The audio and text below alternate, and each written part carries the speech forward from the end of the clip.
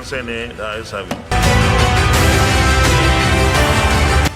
Hello and welcome to the Political Arena. My name is Mana BalaGbogbo, and this is the program where we talk about everything that has to do with politics, governance, how it affects the electorate, and of course, how those who are elected, play the game of politics. Well, I'm not alone in the studios today. I have with me just by my left-hand side, but I think I'll start, it's proper to actually start from the right, talking about the team lead steering committee for Akogi Deserves Better, and that is Mr. Kayode Awe.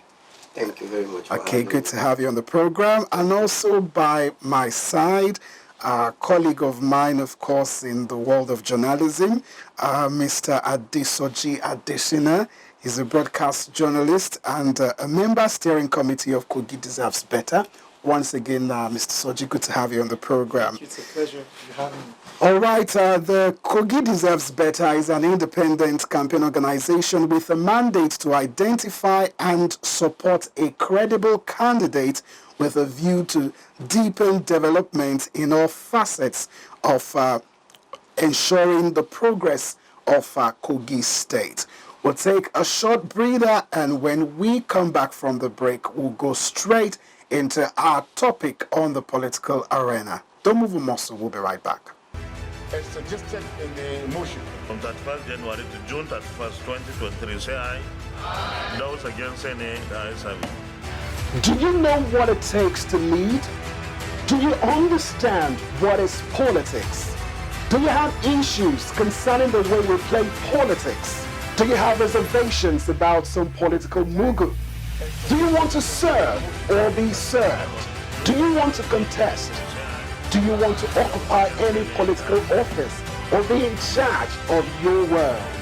All this and many more are what we discuss right here in the political arena. A program where we trash and arrange, condemn and commend, celebrate and blame all that play out in politics. Do not be told. Join me, Mana BalaGbogbo, every Saturday by 7 p.m. to throw more light on why we play politics the way we do and how we can play it better.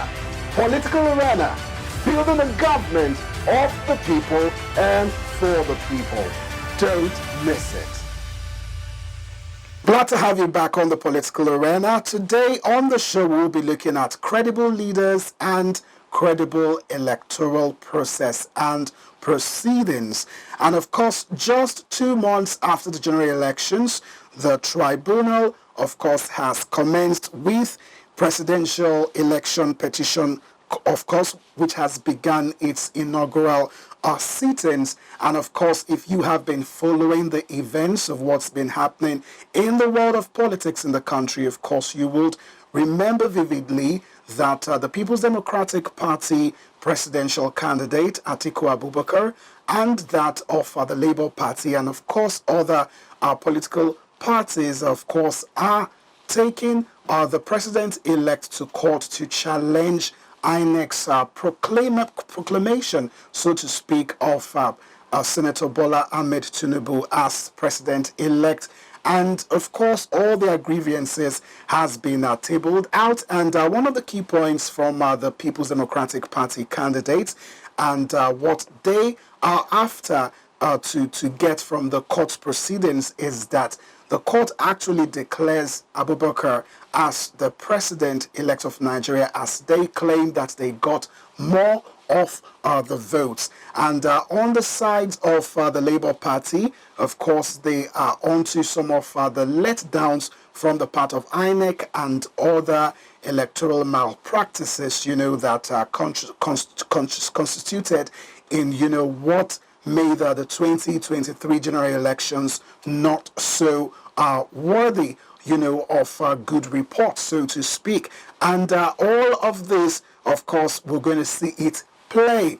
And just to let you in that both parties are actually seeking that this tribunal is actually live for all Nigerians to see, which I think if this comes into play will really be a game changer in the way politics is being played in our country, Nigeria. Well, enough talk right now. Let's go straight to the team lead of Akogi Deserves Better, Mr. Kayode.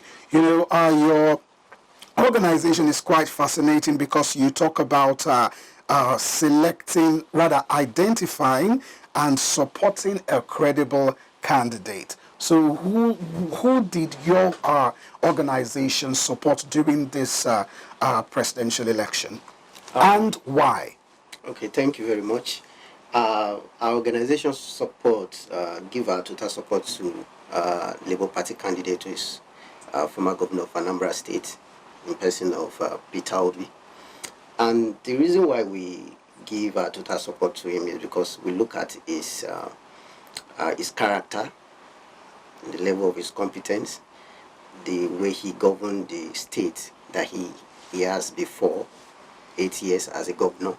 We look at all what he did in the area of education, in the area of health sector, and so on and so forth. So we look at other candidates as well and compare them.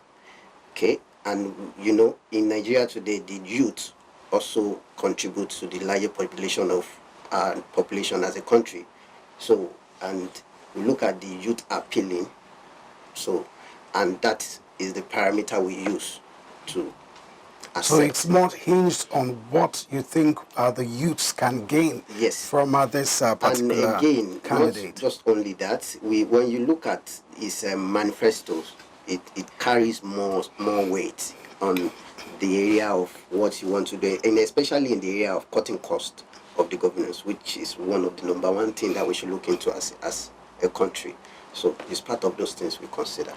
All right. Thank you for giving us a purview of what you look at to select a credible candidate. Now let's get to the part of credible electoral process. I mean, just the past 2023 general elections, of course, just 2 months after that, we, of course, as into another phase. Of course, I remember vividly where President Muhammadu Buhari was like, okay, if you've got any issue with the process or everything, save it for the court.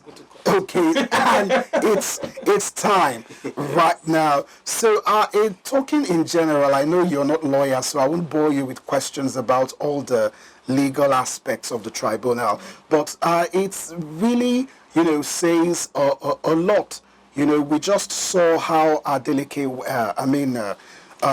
yes, he was taken to court, and finally he's, you know, now his case has been upheld by the Supreme Court, and he's, of course, the governor of Osun State.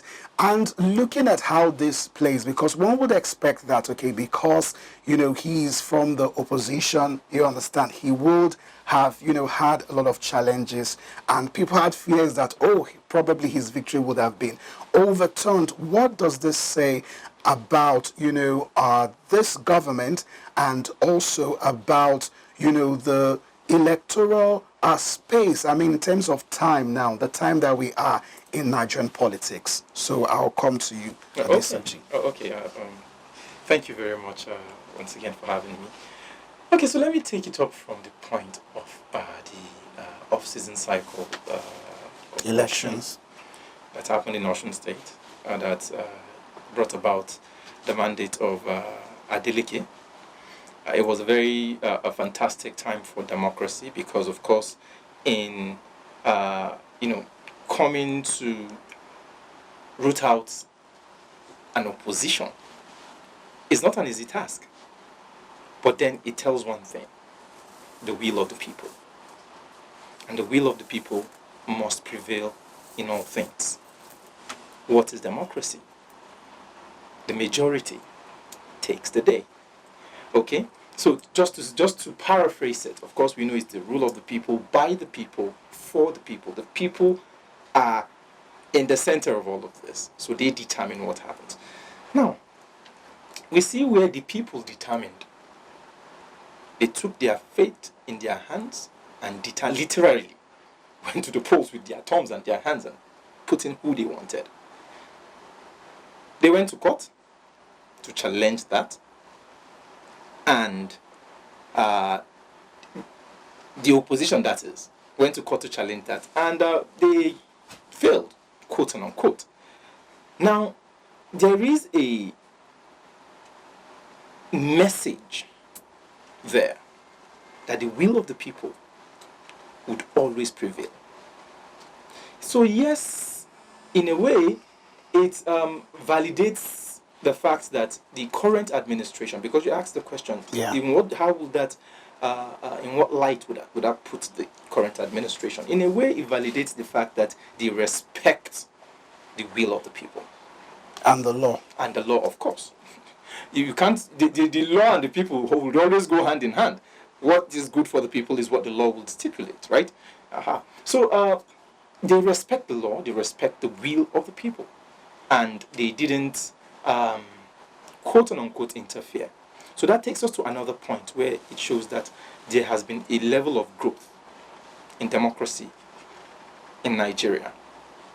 Okay? So we see the point where there is growth, the will of the people is respected, and it naturally means well for the people. Before then, there was apprehension. People were wondering, just like you said, whether the winning would be upturned by the Supreme Court. But hey, they did what they did, and everyone is happy. Now, notice this, very, very importantly, that nothing of significance had happened in Osun State since he came into power. Let's not forget that development and time go hand in hand. So you can imagine the level of development that they would have lost in Osun State.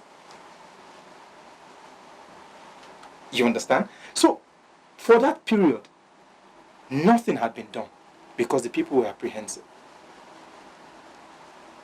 No major appointments were made. No major projects were awarded and carried out within that. It's over close to 6 months. Ideally, they should have hit the ground running, but they couldn't. Why? Because of all of these quote and unquote court cases that we have been seeing. So it helps, and yes, to a large extent, it tells well that the government of the day works with the will of the people, and they agree with the laws of the land, but it hampers on the development of the people. All right, now let me come to you, Mr. Kayode.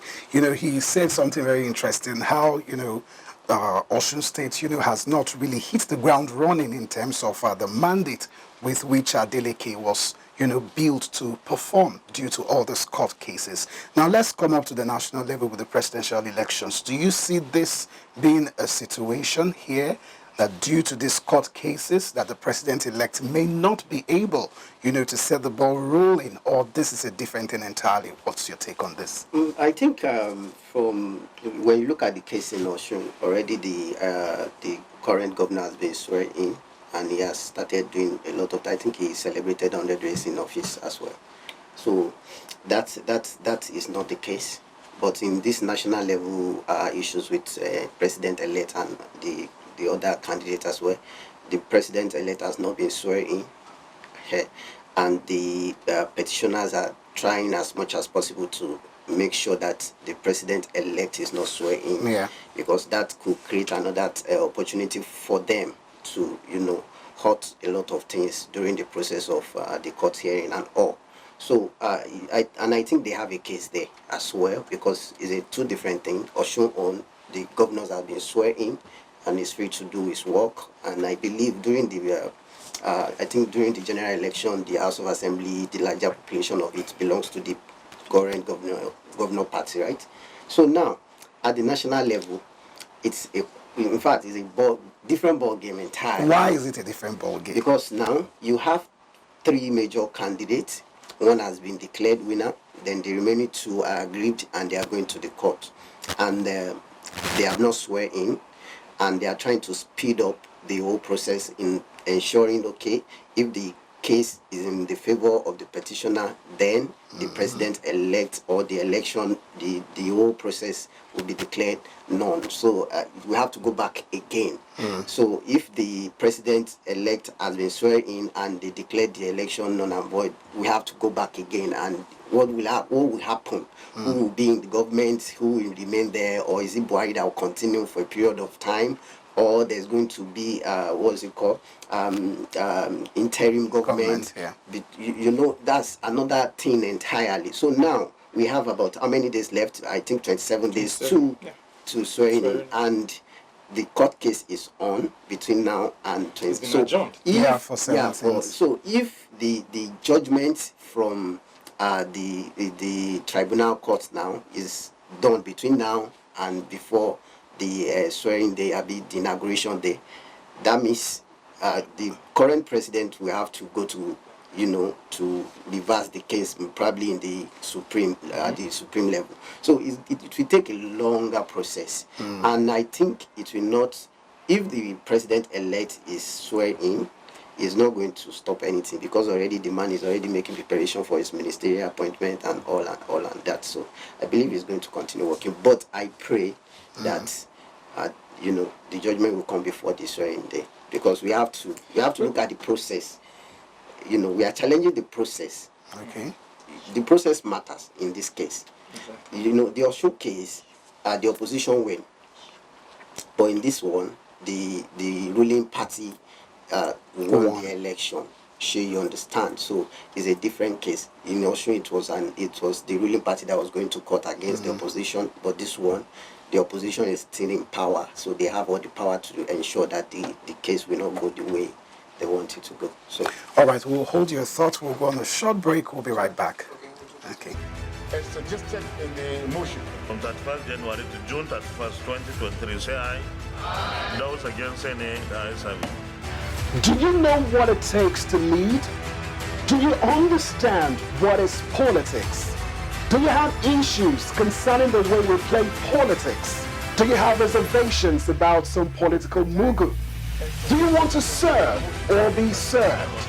Do you want to contest? Do you want to occupy any political office or be in charge of your world? All this and many more are what we discuss right here in the political arena. A program where we trash and rage, condemn and commend, celebrate and blame all that play out in politics. Do not be told. Join me, Mana BalaGbogbo, every Saturday by 7 p.m. to throw more light on why we play politics the way we do and how we can play it better. Political arena, building a government of the people and for the people. Don't miss it. Glad to have you back on the political arena, and today we are looking at the topic credible leaders and credible electoral process. And with me in the studio has been Mr. Kayode, who is the team lead for steering committee Akogi Deserves Better NGO, and of course with him also in the studio sitting by my left is Mr. Adesoji Adesina, who is a member of the steering committee. Now before the break, I had to hold your thoughts. You wanted to react to what he said. All right. Okay, so quickly, let me just... so the reason why earlier I was speaking about the Osun State election, the people. Now, you cannot have a credible election outside the people. In fact, what gives credence to any election is how the people, or the process, so to speak. The process gives credence. Did the people actively participate in the election?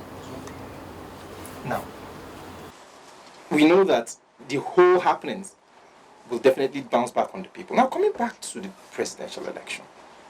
Now, we're saying that regardless of all the court proceedings, regardless of anything happening, and typical of Nigeria, we like to, we like to procrastinate. Court cases drag a lot in Nigeria. Now we are seeing the same thing happening. Of course, just like the Electoral Act, we were promised that every court proceedings would definitely happen in a flash. But that isn't the case as We're we speak. seeing adjournment We're seeing an adjournment as we already, speak. As we speak, exactly. The point, exactly. So now, what would happen come May 29th? Would we go ahead with the swearing in when the victory is in contention? When that happens, would, my colleague talked about a lacuna being created. Will there be a vacuum? Would we have an interim government? Buhari is not even interested Of course, doing that. He intends going back to. So which can be a to problem. Niger. He said he's going, if they stress him too much, he will go back to Niger. In his But words. do you think that would be a problem? It's a problem in waiting because Setting up an interim government may not actually be a big problem. This is it now. Okay, let's look at it like this. Elections cost lots of money. One, we spent nothing less than 400 billion naira for this 2023 election. Nothing less than that. I'm even being very, I'm being nice. Now, are we going to just throw that down the drain? That's the question. It's rhetorical. Now, what then happens if they call for another re-election? We're going to spend another money. Don't forget, the country is indebted. We are broke as a country. What would that spell for development of the nation? And this boils down to, just to bring the conversation to a close because of time, it boils down to some people who have, spoken about Peter will be like, just rest, let this rest, let's not waste our time. And we are still trying to, put out the conversation of improving the electoral process, which is what this electoral tribunal stuff at the court level is supposed to do. So, should there be a compromise? No, there shouldn't be any compromise. The reason being that whatever is flawed, if not corrected, will continue to be flawed. The Holy Book says when the foundation is faulty, there is no way the building will stand. That's the reality. So, yes, the process needs to be strengthened. And how do you strengthen the process? You need to do the right thing. And that is what is happening. No matter the cost. Regardless the cost. All right, quickly, let me come to you, Mr. Kayode. Now, the candidate you chose for the presidential elections did not win. So, as an organization, how do you move forward? Do you, work with the candidate who has won? And another last question I want to ask you is, for the upcoming elections in Kogi State, have you chosen a candidate that you want to campaign for, and why? Quickly. Okay, let me start from the second question, then I'll go to the first one. Okay. Currently, right now, we have not, adopt or anoint any candidate from our organization. So we are still in the process of vetting, looking at their past. But key political parties have, selected their candidates. Yes, we just have to work with what the party is handing over to the society. So, but we just have to do our own part in looking at each of the candidates from all the political parties, look at their past, look at their antecedents, what they have done, both in public and private sectors, how well have they governed the people, if they have, previously occupied a public office before. Okay. Or, their current situation now, are they business people, or what has it done? So, we have to look at many things to make our own judgment. So we just don't want to jump into, because of people are talking about a particular candidate, that's the candidate we want to go with. So we want to look at the past record, the antecedent of all of them. Then we now pick, this one is better. So let's go with that one. So on the other side, regarding to the candidate we supported during the general election, well, he categorically said he won the election. Not that he said, oh no, it's because the election process was not good, but he said he won the election and he wants to prove it to Nigeria that he truly won the elections. So if you look at even the data that has been out, Rivers State, he didn't win in Rivers State, but currently now they are saying has tangible votes in River State and so on and so forth. So the whole thing is still in court. So we are not saying we are giving up as Nigerian. What we are supposed to look into is that, okay, the election has come and it has been concluded. So we have to ask questions. The process, how does it go? The umpire, did they do what they are supposed to do? Did they follow their own guidelines? Did we, Nigeria, celebrate the result? So these are the things that we are looking at too, and we are hoping that the court will do the best for. I believe they are going to do what is best for Nigeria. So. Okay. Well, we'll be definitely watching all the happenings that's going to be, of course, occurring at the tribunal case. And we're definitely hoping that it is actually televised on national television, just like you have in the United Kingdom and in America. And of course, that will definitely help to, vet the fairness, and every Nigerian can see for themselves. Once again, I want to thank you, Mr. Kayode, for being on the program, and your counterpart, Adesoji Adesina, for being on the program. Though short, but I do hope we'll have you very soon, of course, and we'll have a lot of more time to actually talk more on future occurrences in the world of politics. Well, before I go, I'd like to say shout out to the team, Faith, Matthias, Richard, Jonah, and everyone working together in the studio to make this program a success. Once again, thank you for watching, and I will see you on the next edition of The Political Arena. Stay blessed. God bless Kogi State. God bless Nigeria.